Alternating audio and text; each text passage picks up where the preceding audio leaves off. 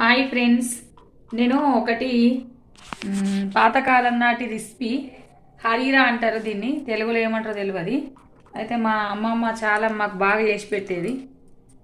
ఇది ఏంటంటే లిక్విడ్ లాగానే ఉంటుంది, కానీ తాగితే బలం, టేస్టు పిల్లలకు కూడా చాలా మంచిది.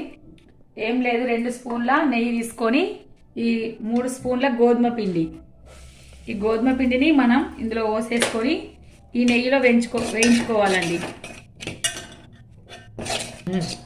ఇలా వేయించుకోవాలండి. ఇది బ్రౌన్ కలర్ వచ్చే వరకు నెయ్యిలో వేగాలి. వేగిన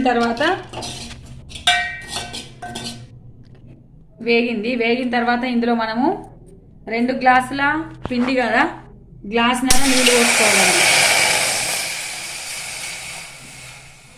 ఇలా గ్లాసు పోసేసి నీళ్ళు పోసి కలుపుకోవాలి. ఇది ఉండలు లేకుండా కలుపుకోవాలి.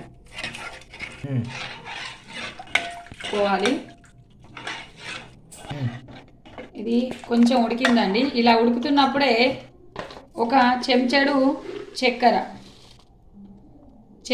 చక్కెర వేసుకోవాలి. అలాగే చిటికెడంతా ఉప్పు.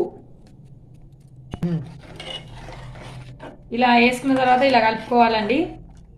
ఇది చాలా మంచిది, ఆరోగ్యానికి టేస్ట్ కూడా మంచిది. మనం వర్షం పడుతున్నప్పుడు ఇట్లా ఏదైనా సూప్ తాగాలనిపించినప్పుడు ఇట్లాంటివి తాగితే చాలా హెల్త్కు మంచిది, ప్లస్ మనకు సాటిస్ఫాక్షన్ అనేది ఉంటుంది. చూడండి, ఉడికింది, చిక్కబడ్డది.